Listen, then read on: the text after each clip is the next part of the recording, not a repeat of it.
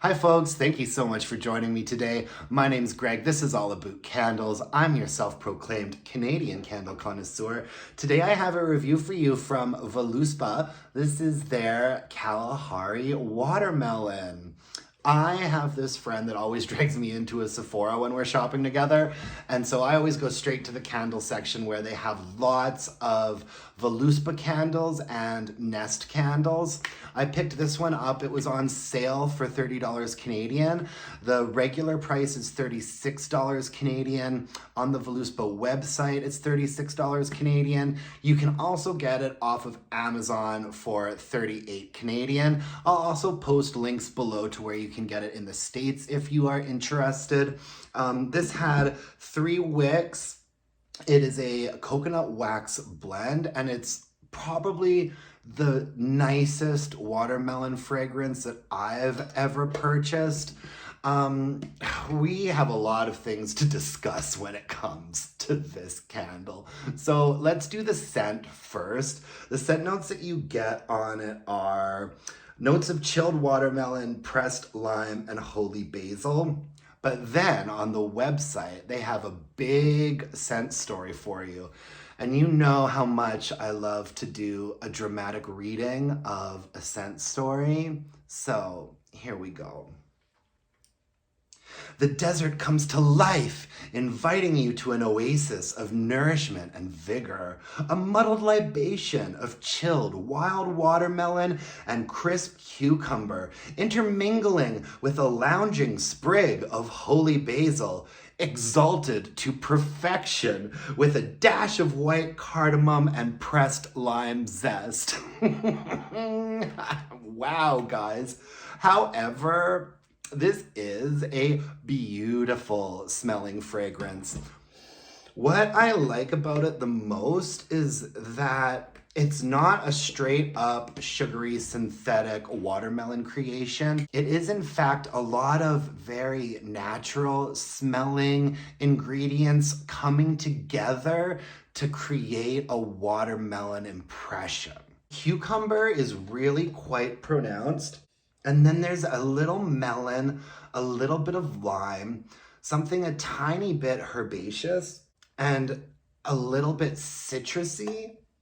It absolutely gives you a really authentic watermelon, and specifically, you know, when you are, let's say you're eating a pizza slice of watermelon, when you get down to where you're almost biting at the rind, so you've bitten off most of the real juicy pink parts of it, and you're getting down to like the lighter color closer to the watermelon rind, smelling that is what this candle smells like to me.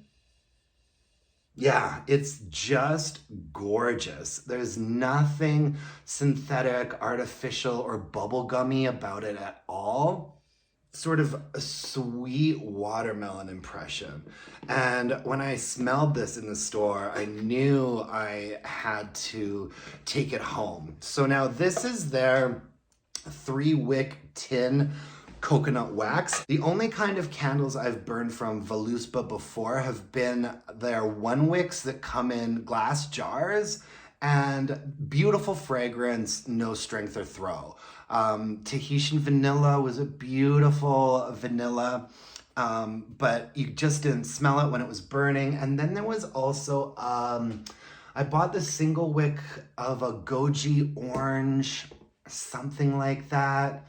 I'll put up a picture because I can't quite remember what it was. And that was a beautiful fragrance, a single wick with no strength or throw. And so I figured these are on sale. The fragrance is beautiful. It's got 3 wicks and a pretty wide diameter, so this might perform nicely. Well, it performed okay. They actually have quite a spiel about this this format that they do on their website, and I think it is worth mentioning what they have to say about it. Voluspa's unique coconut wax blend is hand poured into a 12-ounce metal vessel, adorned in pattern and topped with a matching lid that keeps the candle dust free when it's not in use. Our 3 wicks allow you to enjoy ample fragrance for 40 hours. Our candles are hand poured in the United States and feature our proprietary clean burning coconut wax blend and 100% natural wicks. Our products are free of phthalates, pesticides, parabens, and sulfates and are never tested on animals. Upcycle this bestseller into a keepsake after the last burn. Well, you know what? The tin actually has quite a bit of fragrance left in it, but the actual coconut wax itself has no, oh, I just made it messy. The actual coconut wax itself has no fragrance. It was a very, very sweaty and gentle wax. And so here's what happened as far as burning it goes. The first time I burned it, it smelled great. Before it fully pooled out, I could smell it. It immediately was wafting around and had a presence. It took an extremely long time to pool out on its first burn, which I anticipated. And so I gave myself 4 hours to let it pool out, which is about how long it took. But like I said, before it completely pooled out, you were getting fragrance from it. And the first burn was really nice. It smelled great. Blew it out, came back to it a couple of days later, lit it up, and it took an extremely long time to pool out once again. In fact, I had to go to bed, and so I put it in a hurricane just for maybe 20 minutes, and then it pooled out like immediately. So I blew it out, pulled it out of there, saved it for another day. On my third burn, it really hit its stride. After maybe 5 or 10 minutes, the whole thing pooled out. It was fragrant. It was room filling. It was probably like a 7 for strength and throw in an open concept. It definitely had a really nice presence to it.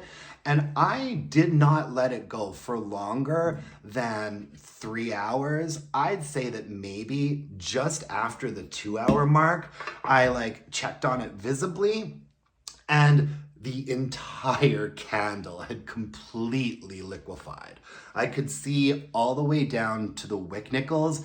It was just clear liquid through and through. And so I honestly thought to myself, well, I'm just gonna keep letting it go, because now that the entire candle has liquefied, it's never gonna get stronger than it is now. So I really enjoyed that third or fourth burn of it, despite the fact that I knew the writing was on the wall. Like, this is coconut wax, right? And so I blew it out, and then the next time I lit it, we're probably about halfway done the candle. The next time I lit it, there was no fragrance really at all. No strength or throw. Maybe if I was sniffing around a bit, it got to like a 2 or 3, but this coconut wax is so fragile that once the whole thing liquefied, all of the scent was just released. And so the burns after that just had almost nothing left in them, which was a pity, because like I said, I was only about halfway done the candle.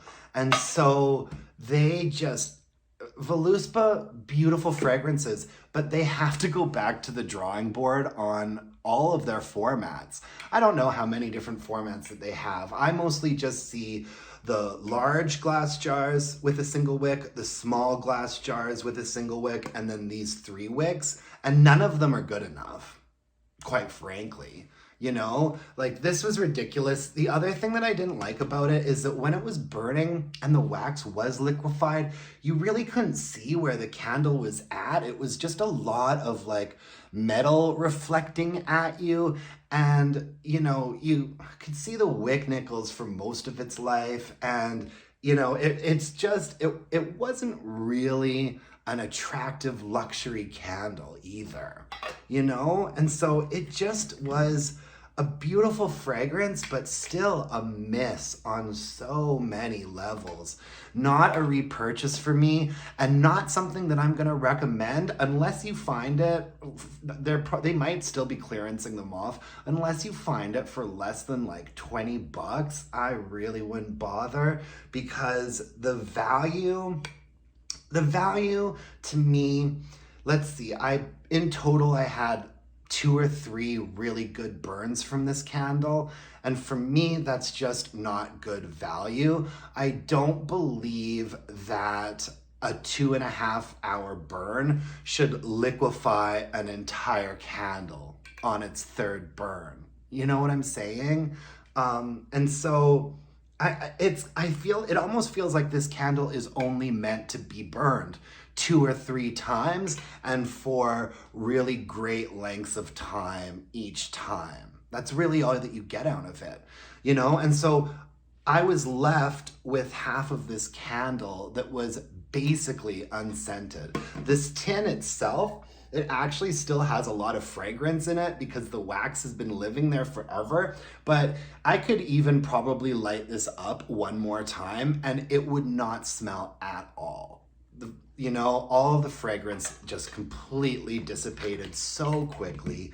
And so not a repurchase or a recommendation, but a beautiful fragrance. If you're ever in a Sephora, go and check out the Voluspa and the Nest candles, but maybe don't buy them because my experiences with Voluspa and Nest have always been that it's a beautiful fragrance with a terrible performance. You know, single wicks that need to be put in hurricanes and then still barely smell.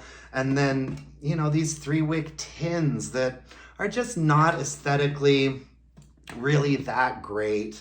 And, you know, nice fragrance, but worth 30 bucks? No, not really. I wouldn't take the experience back if I could turn back time. I'm still glad that I enjoyed the fragrance the way that I did. But ultimately for me, the mark of a good candle is wanting to repurchase it and wanting to thoroughly recommend it. And I just can't do that for this one, unfortunately. You know, you can probably still pick up a sparkling watermelon at Bath and Body Works. It's not as beautiful a scent, but I think that the average person would find much more value in a candle like that. It's just the way it is. Anyways, that's all I have for you folks today. Thank you so much for joining me. I appreciate it. If you could hit me up with a like, a comment, a subscription, that would mean the world to me. And until next time, let's burn some candles and bitch about it. Thanks, guys. Bye-bye.